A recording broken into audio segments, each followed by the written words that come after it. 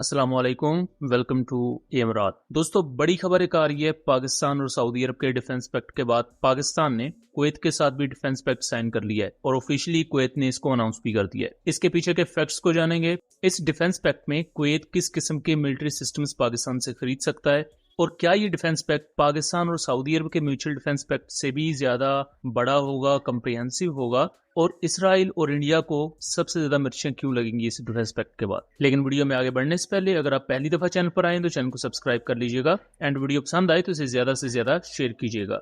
सबसे पहले मैं एक चीज क्लियर करता चलूं कि ये कोई डिफेंस पैक्ट 26 जुलाई 2026 को अनाउंस नहीं किया गया। इनिशियली 2023 में पाकिस्तान की तरफ से प्रपोजल दिया गया था कुवैत को कि पाकिस्तान कैपेसिटी बिल्डिंग करेगा कुवैती मिलिट्री की। फिलहाल के लिए कुवैत की मिलिट्री की यह हालत है कि उनके पास अपना कोई एयर डिफेंस सिस्टम भी नहीं है, मतलब मैन पैड्स तक नहीं है उनके पास। जितना भी एयर डिफेंस सिस्टम है वो अमेरिका का है और कुवैत की पूरी मिलिट्री अमेरिका पर रिलाई करती है एयर डिफेंस के मामले में। और बहरहाल ईरानियन मिसाइल्स ने उस अमेरिकन एयर डिफेंस सिस्टम का अभी क्या हाल किया है वो तो आपने देख लिया होगा। तो पाकिस्तान ने ये प्रपोजल पिच किया। उस वक्त कुवैत का लोगा कि यार पाकिस्तान थर्ड वर्ल्ड कंट्री है, इनकी क्या औकात, इकोनॉमी भी अच्छी नहीं है, तो हम क्यों उनके साथ डिफेंस पैक्ट साइन करें। तो वो चीज उन्होंने खटाई में डाल दी। अब 2026 में आके कुवैत को याद आया कि भाई हमने तो जिस अमेरिका को सालों साल बिलियंस ऑफ डॉलर्स दिए, उन्हें पाला, मतलब पाला ही एक किस्म का ना, अमेरिकन मिलिट्री आके इनके मुल्क में बैठी है। अल सालिम एयरबेस कुवैत की है लेकिन वो अमेरिका के हाथों में है 100%। वहां A to Z चीजें अमेरिका कंट्रोल करता है। तो इतने बिलियंस ऑफ डॉलर्स खर्चने के बाद अब कुवैत ने सोचा कि क्यों ना हम पाकिस्तान जैसे किसी कंट्री के साथ एक डिफेंस पैक्ट साइन कर लें। तो ये 2023 का वो डिफेंस पैक्ट है, उसी का ही बेसिकली फ्रेमवर्क है जिसे अब एक्सटेंड कर दिया गया है, कुछ एक्स्ट्रा क्लॉजेज ऐड कर दी गई हैं और अब जाके इसे अप्रूवल मिला है। अप्रूवल इसको 19 जुलाई 2026 को मिल गया था, बट अनाउंस इसे आज के दिन यानी कि 26 जुलाई को किया गया है। दूसरी अहम चीज एक और क्लियर कर दूं कि ये सऊदी अरब जैसा स्ट्रेटेजिक म्यूचुअल डिफेंस पैक्ट नहीं है।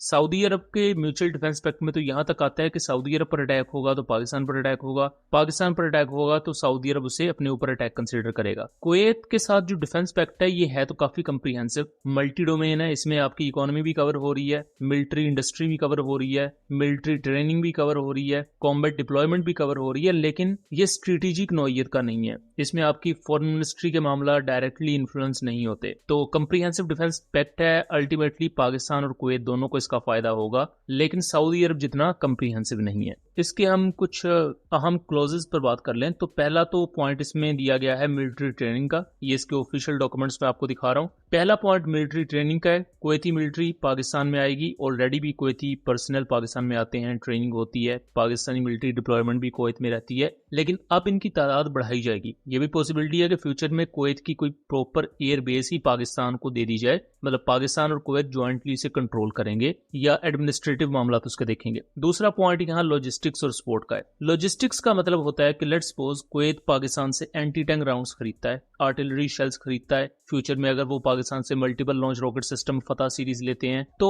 बाद में जो आपने एमुनिशन प्रोवाइड किया है, देन आपका जो इक्विपमेंट दूसरा मुल्क खरीद रहा है उसके स्पेयर्स आपने बर वक्त पहुंचाने हैं ताकि अगले मुल्क का जो इक्विपमेंट है वो ऑपरेशनल रहे। तो लॉजिस्टिक्स उस कॉन्टेक्स्ट में। फिर उसके बाद मिलिट्री सपोर्ट की बात की गई है। मिलिट्री पर्सनल की डिप्लॉयमेंट होगी एक दूसरे के मुल्क में, खासतौर पर यहाँ पाकिस्तान एयरफोर्स के डिप्लॉयमेंट को देखा जा रहा है। फ्यूचर में हमें यह भी देखने को मिल सकता है कि कुवैत की F-18 और यूरोफाइटर टाइफून्स को पाकिस्तानी पायलट्स फ्लाई कर रहे हों और यहाँ कहीं पाकिस्तानी जेट-NC या पाकिस्तानी F-17 को कुवैती पायलट्स फ्लाई कर रहे हों। और सऊदी अरब और तुर्की के साथ तो पाकिस्तान की ये चीज नॉर्मल है। कुवैत के मामले में ये चीज होती है तो वो भी एक प्लस पॉइंट होगा पाकिस्तान की मिलिट्री डिप्लोमेसी के मामले में। और पाकिस्तान एयरफोर्स की एक्नॉलेजमेंट जो अराउंड द वर्ल्ड हो रही है, और खासतौर पर मई 2025 के बाद तो पूरी दुनिया में पाकिस्तान एयरफोर्स को जिस तरह अप्रिशिएट किया जा रहा है और जिस तरह पूरी दुनिया पाकिस्तान एयरफोर्स की फैन बनी है वो तो विजिबल है। इसमें अगला पॉइंट है मिलिट्री इंटेलिजेंस शेयरिंग का। पाकिस्तान को इससे सबसे ज्यादा फायदा ये होगा कि इंडिया जो फंडिंग भिजवाता है BLA और अफगानिस्तान में TTP को, वो डायरेक्ट नहीं भिजवाते, वो भिजवाते हैं अरब मुल्कों में। अरब मुल्कों से वो आगे फंडिंग जाती है अफगानिस्तान में। अब अगर सऊदी अरब के बाद कुवैत भी वो मुल्क बन जाता है जो इंटेलिजेंस शेयरिंग में पाकिस्तान के साथ एग्रीमेंट करता है, तो इट मीन्स कि इंडिया की वो फंडिंग सऊदी अरब और कुवैत के थ्रू नहीं जाएगी, कतर के थ्रू जा सकती है, UAE के थ्रू जा सकती है और कई दूसरे कंट्रीज हैं, बिकॉज उनके साथ ऐसा कोई मिलिट्री पैक्ट पाकिस्तान का एग्जिस्ट नहीं करता। अगला पॉइंट बहुत अहम है, वो है टेक्नोलॉजिकल कोऑपरेशन। पाकिस्तान कुवैत के साथ टेक्नोलॉजिकल कोऑपरेशन को लेकर आगे बढ़ेगा। इस वक्त जैसा कि मैंने बताया कि कुवैत के पास मिलिट्री इक्विपमेंट अच्छा है, अब्राम टैंक्स हैं, F-18s हैं, यूरोफाइटर टाइफून्स हैं, लेकिन अपना कोई एयर डिफेंस सिस्टम नहीं है। और जो इवन फाइटर जेट्स भी हैं कुवैत के पास, बिकॉज कुवैत की अपनी फौज बहुत थोड़ी है, तो ज्यादा रिलाई वो अपनी एयरफोर्स पर करते हैं। प्राइम डिफेंस स्पीयर उनकी एयरफोर्स है। और फ्यूचर में कुवैत जा सकता है किसी लाइट वेट कॉम्बैट एयरक्राफ्ट की तरफ। सो यहाँ GF-17 ब्रेवो वेरिएंट जो है ट्विन सीट, वो एज अ एडवांस ट्रेनर और लाइट कॉम्बैट एयरक्राफ्ट के तौर पर पिच किया जा सकता है। फ्यूचर में PFX के प्रोजेक्ट में पाकिस्तान कुवैत को इंक्लूड कर सकता है। और कुवैत भी इस चीज पर आमादगी का इजहार कर चुका है कि वो पाकिस्तान के एनर्जी सेक्टर में,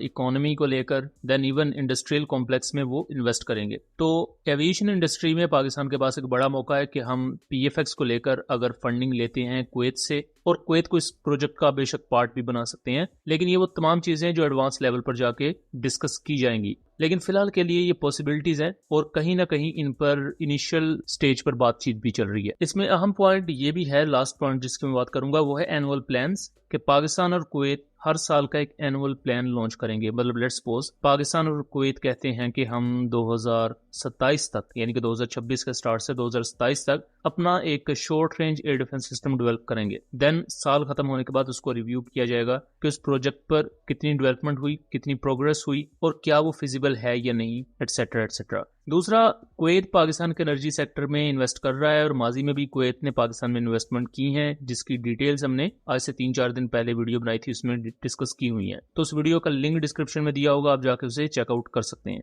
तो अल्टीमेटली ये जो डिफेंस पैक्ट है, इसके पीछे इंडिया भी था। इजराइल इससे बिल्कुल भी खुश नहीं होगा, बिकॉज इजराइल इस चीज पर भी खुश नहीं है कि पाकिस्तान के ईरान के साथ ताल्लुकात क्यों अच्छे हैं। इजराइल इस बात पर भी खुश नहीं है कि पाकिस्तान की मिलिट्री डिप्लॉयमेंट अरब मुल्कों में क्यों है। इंडिया की नाराजगी का सबब सिंपल एज दैट ये है कि कुवैत, यूनाइटेड अरब एमिरेट्स, ये वो मुल्क थे जिनके साथ इंडिया डिफेंस पैक्ट साइन करने का सोच रहा था सऊदी अरब के डिफेंस पैक्ट को काउंटर करने के लिए। और UAE के साथ वो एक लिमिटेड डिफेंस एग्रीमेंट साइन कर भी चुके हैं। कुवैत उनकी नजर में था, बट कुवैत को चूंकि पाकिस्तान ने एक प्रपोजल पहले ही पिच किया हुआ था, तो अल्टीमेटली कुवैत ने उसको अप्रूव कर लिया है और कुवैत फाइनली पाकिस्तान के साथ ये डिफेंस पैक्ट साइन कर चुका है। सो दोस्तों, ये था एक एनालिसिस। उम्मीद करता हूँ चीजें क्लियर रही होंगी। मिलेंगे इसी तरह की अगली इन्फॉर्मेटिव वीडियो में, तब तक के लिए अल्लाह हाफिज।